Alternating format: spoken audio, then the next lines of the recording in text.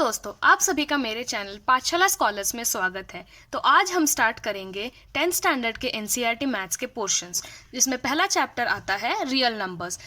पहले मैं आपको ये एक इंट्रोडक्टरी वीडियो है, तो मैं पहले आपको बताऊंगी कि कितने एक्सरसाइज है चैप्टर में, उस हर एक एक्सरसाइज के लिए कौन कौन से फार्मूला यूज़ होते हैं और उस फार्मूला को यूज़ करते हुए एक एक एग्जाम्पल। तो हम स्टार्ट करेंगे फर्स्ट एक्सरसाइज से। फर्स्ट एक्सरसाइज में आपको जो जो फॉर्मूला चाहिए होगा वो पहला है Euclid's division lemma.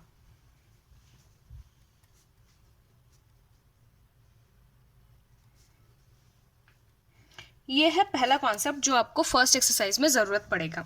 Euclid's division lemma में एक फॉर्मूला है जो है a equals to B Q plus R, where r is less than b and greater than equal to 0। तो इसमें r इज रिमाइंडर और q इज क्वोशिएंट। इस formula को यूज करके आप दो टाइप के प्रॉब्लम सॉल्व कर पाएंगे, जो कि एक्सरसाइज में आपको पूछा जाएगा। पहला होगा finding HCF of two numbers और सेकंड होगा to prove that any integer is of this form. आप लोगों को दे दिया जाएगा 2q + 1 या 2m + 3, ऐसा सब दे दिया जाएगा और आपको बोलेंगे कि prove that any integer is of this form.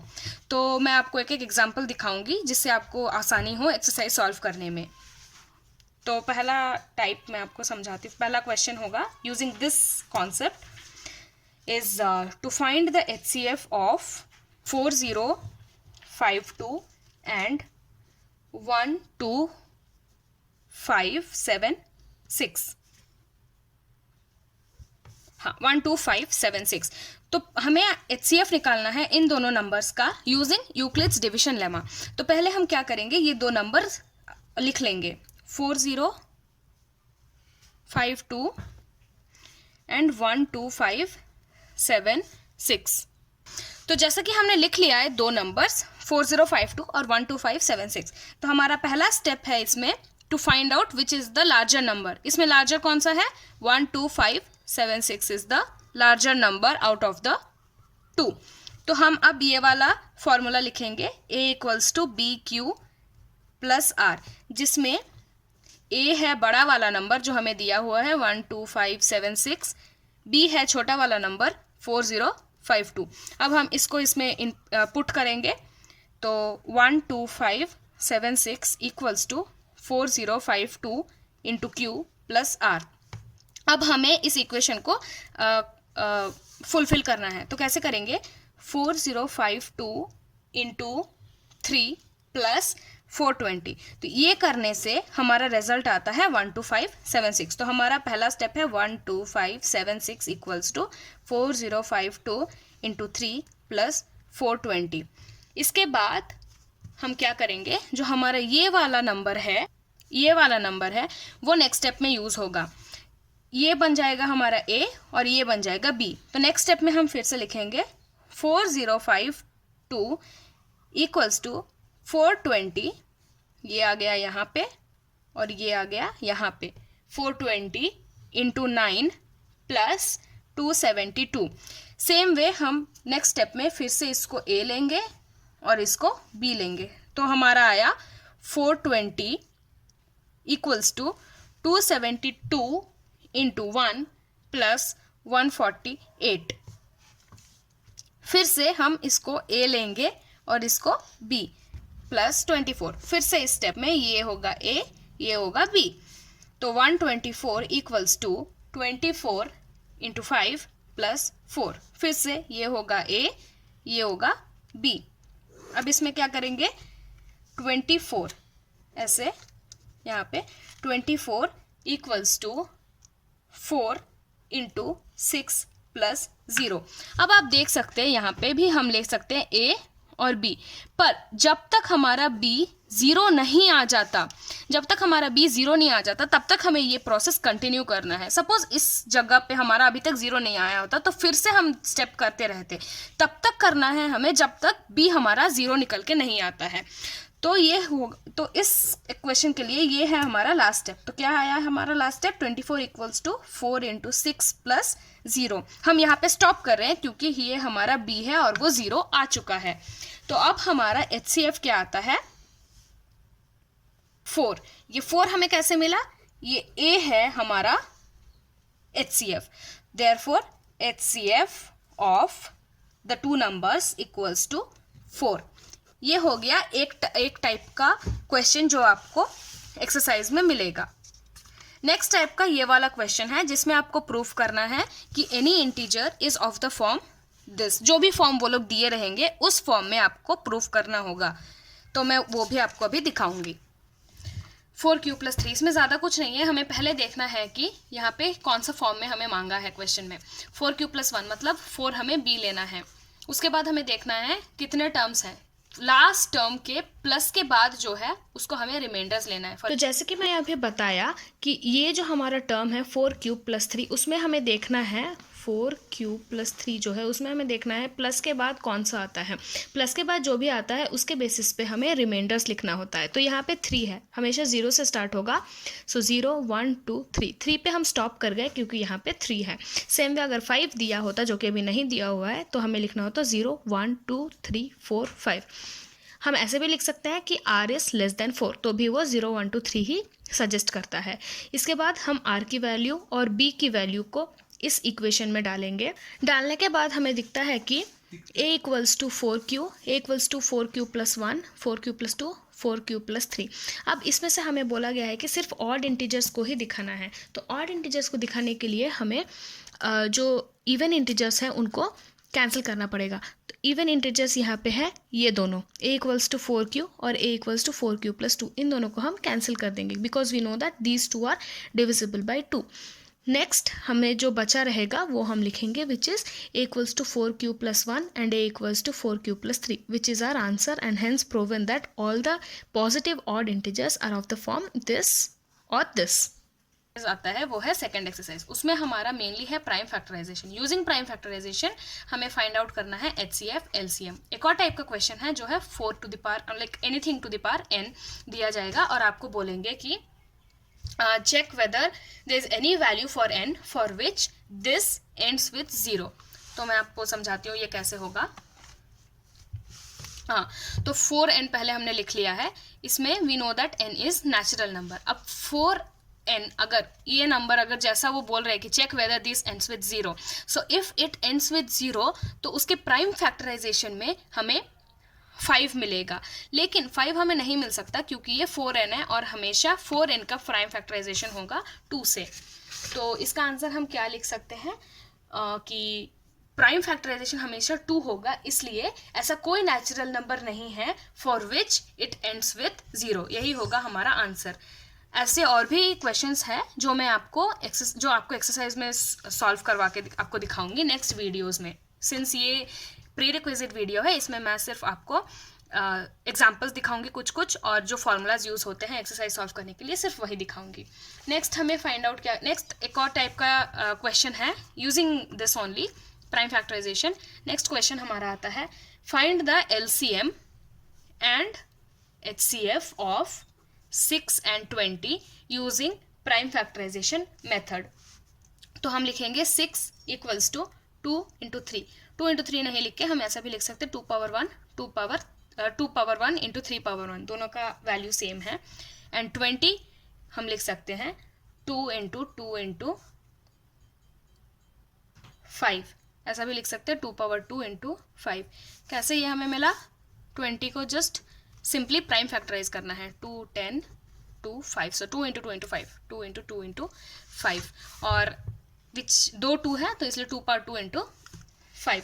तो अब HCF कैसे होता है, HCF होता है product of the smallest power of each common factor. Product of smallest power, हमारा स्मॉलेस्ट पावर क्या है 2 to the power 1, तो प्रोडक्ट तो हमारा HCF आ गया 2। और LCM होगा product of greatest power of each prime factor. Product of greatest power हमारा क्या है 2 × 2 × 3 × 5, जो आता है हमारा 60। तो हमें HCF और LCM मिल गया। मैं फिर से आपको समझाती हूँ। HCF कैसे निकालते हैं, हमें देखना है कौन से कॉमन फैक्टर्स हैं इन दोनों में, इसमें और इसमें। कॉमन फैक्टर्स क्या है, सिर्फ 2 है। अब दो, इसमें 2 पावर 1 है, इसमें 2 पावर 2 है। सबसे छोटा कौन सा है, 2 पावर 1, तो हमने 2 पावर 1 लिख दिया, विच इज 2। तो HCF हो गया हमारा 2, लोएस्ट पावर। कॉमन फैक्टर्स मत भूलिएगा, common factors is very important. Next है LCM फाइंड आउट करने के लिए। LCM में हमको देखना है कि product of greatest power of each prime factor. इसमें कॉमन नहीं है, इसमें कॉमन हमें नहीं लेना है, इसमें जस्ट लेना है ग्रेटेस्ट पावर। सो 2 इंटू 2 इंटू 3 इंटू 5 ले लिया हमने, विच इज 60। 2 इंटू 2 कैसा है हमें, 2 पावर 2, ये वाला 2 पावर 2 इंटू 5 इंटू 3। सो हमारा आ गया 60। इसमें है कॉमन लेना है, कॉमन वाले फैक्टर्स, और इसमें all factors. Okay, this is done second time. एक और फॉर्मूला है हमारा for solving HCF of A and B multiplied by LCM of A and B equals to A and B। मैं आपको समझा देती हूँ इस फॉर्मूला, एक फॉर्मूला क्या है। सपोज कोई दो नंबर्स है, फॉर एग्जाम्पल यही वाला लेके समझा देती हूँ, 6 एंड 20। ये दो एग्जाम्पल, ये दो नंबर्स दिए हुए हैं। तो अगर हमें LCM मालूम है और नंबर्स मालूम है तो हम HCF फाइंड आउट कर सकते हैं, और हमें HCF पता है और नंबर्स पता है, LCM फाइंड आउट कर सकते हैं। मैं आपको प्रूफ करके भी दिखाती हूँ। ये सपोज हमारे दो नंबर्स हैं 6 एंड 20, और हमें उनका LCM मालूम है, which is 60। This is LCM and these are the numbers. तो हमें HCF मिल जाना चाहिए इस इक्वेशन से। तो which is HCF equals to A into B divided by LCM of A comma B। A into B क्या आता है हमारा, 6 into 20 divided by LCM of this 60। सो 0 0 कैंसिल, 6 6 विच इज 2। HCF 2 है, और यहाँ पे भी HCF 2 निकला है। तो हमारा ये फॉर्मूला करेक्ट है। तो ये फॉर्मूला भी यूज़ कर सकते हैं हम। ये हो गया सेकंड एक्सरसाइज सॉल्व करने के लिए फॉर्मूला और उसके एग्जांपल्स। एक्सरसाइज जो हम सॉल्व करेंगे वो मैं आपको दिखाऊंगी नेक्स्ट वीडियोस में। So firstly the question is √2 irrational prove करना है। फर्स्ट स्टेप उसमें है, पहले हमें अज्यूम करना है √2 इज इरेशनल, फिर बाद में कॉन्ट्ररी से प्रूव करना है √2 इरेशनल है। सेकेंड स्टेप इज, पहले हमें लिख लेना है कि √2 equals to R by S where S is not equals to 0। Then this gives a common factor which is divided, like we divided by the common factor to get √2 equals to A by B. then हमें cross multiply करना है B √2 equals to A. then square on both sides, B square into 2 equals to A. so 2B square equals to A. अब हम जानते हैं कि ऐसा equation आने पे 2 divides A square, therefore 2 divides A. so we can write A equals to 2C. अब A substituting for A which is, substituting for A अगर करें तो 2B square equals to, A की जगह हम 2C लिखेंगे, 2C whole square which is B square equals to 2C। 2 2 cancel हो गया। नेक्स्ट, इससे हमें प्रूव होता है कि 2 डिवाइड, इसको हम ऐसे भी लिख सकते हैं 2C equals to B square, therefore 2 divides B, because 2 divides B square, so 2 divides B, using that for that same concept, this one. So we have, so हमें इससे पता चलता है कि A and B have at least 2 as common factor, which contradicts the fact that P and Q or A and B are co-prime। यहाँ पे हमने देखा था A and B are co-prime, P and Q भी बोला था मैंने, क्योंकि हम ऐसे भी लिख सकते हैं। तो यहाँ पे हमारा प्रूव होता है कि 2 डिवाइड्स A स्क्वायर आया और यहाँ पे 2 डिवाइड्स B स्क्वायर आया, तो B का फैक्टर 2 भी, B का भी 2 फैक्टर हुआ और A का भी 2 फैक्टर हुआ। तो हमें इससे पता चलता है कि A and B का कॉमन फैक्टर है 2, जो कि पॉसिबल नहीं है इफ दे आर को प्राइम, विच मीन्स दैट ये एक कॉन्ट्राडिक्शन है। सो दिस कॉन्ट्राडिक्शन, ये हमारा कॉन्ट्राडिक्शन आया क्यों? क्योंकि हमने √2 को रैशनल लिया था।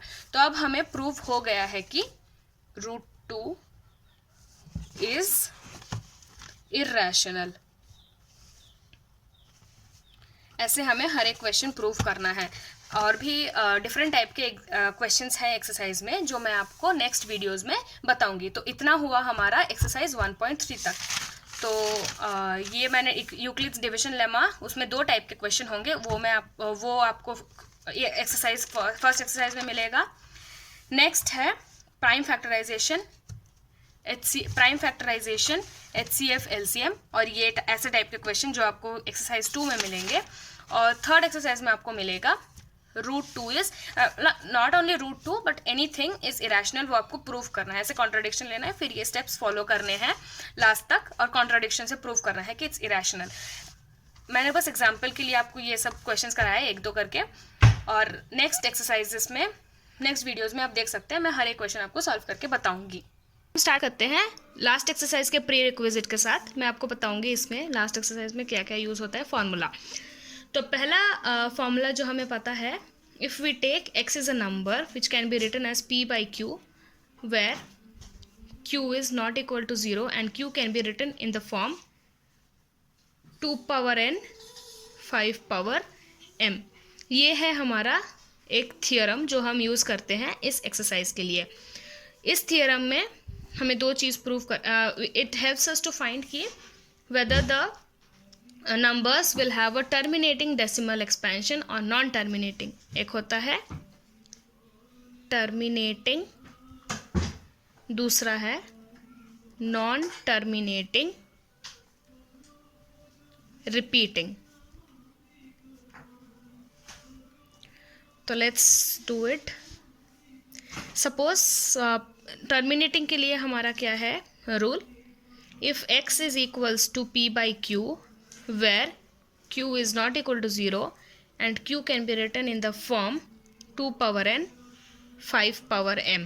अगर it can be written of the form 2 power n 5 power m, अगर ऐसे हम लिख सकते हैं q को, तो it is terminating।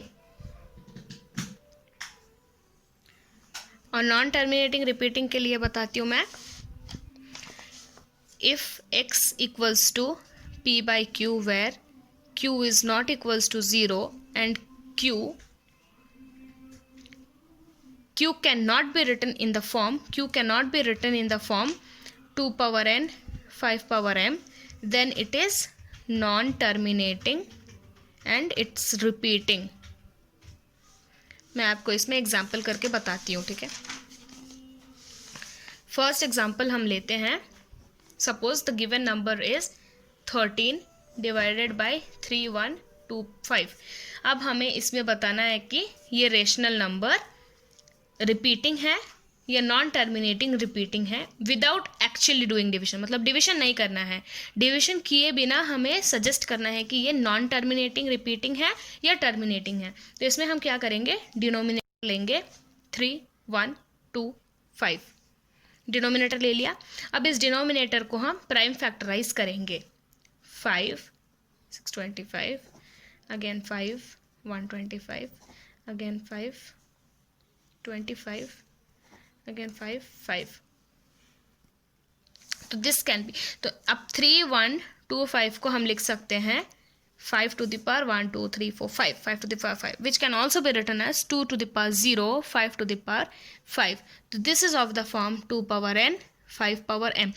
सिंस हम लिख सकते हैं, अब 2 power 0 आप लोग सोचेंगे कि ये 0 क्यों लिख दिया, 2 power 0 is nothing but 1, so 1 into 5 to the power 5 value same रहता है।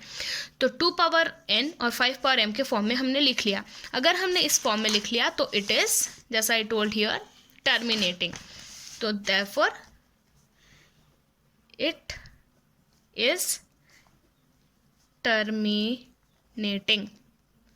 नेक्स्ट एग्जाम्पल में बताऊंगी जिसमें नॉन टर्मिनेटिंग रिपीटिंग दिखेगा, दिखाती हूँ कैसे। Okay, next question is 77 divided by 210। इसमें दिखाना है टर्मिनेट हो रहा है या नहीं। तो इसमें भी सेम वे हमें 210 लेना है, विच इज़ डिनोमिनेटर, उसका प्राइम फैक्टराइज करना है।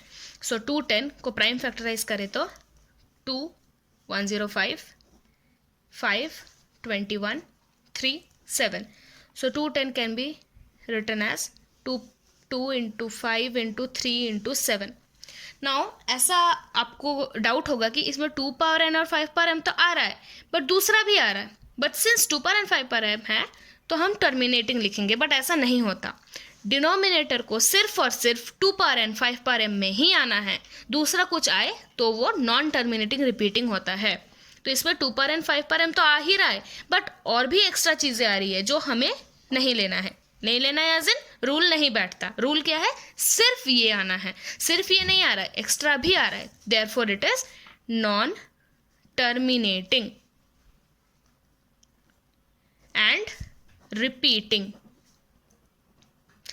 तो ऐसे ही टाइप के क्वेश्चन है. एक्सरसाइज 1.4 अगर आप देखें तो ऐसे ही क्वेश्चन है मोस्टली कि नॉन टर्मिनेटिंग रिपीटिंग दिखाओ, या फिर दिखाओ कि बताओ कि टर्मिनेटिंग है या नॉन टर्मिनेटिंग है.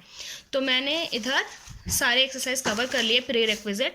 फर्स्ट मैंने बताया यूक्लिड्स लेमा, उसमें 2 टाइप के क्वेश्चन, एक HCF और दूसरा to prove that it is integer is of that form. Next क्या था?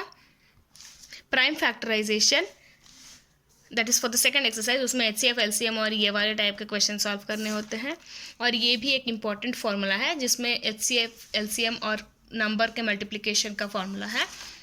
नेक्स्ट हमने क्या है, हाँ ये मैंने प्रूफ करके दिखाया. Then it comes to the last exercise which is terminating non terminating वाला. वो भी मैंने आपको एक्सरसाइज करके दिखा दिया, एग्जाम्पल करके दिखाया.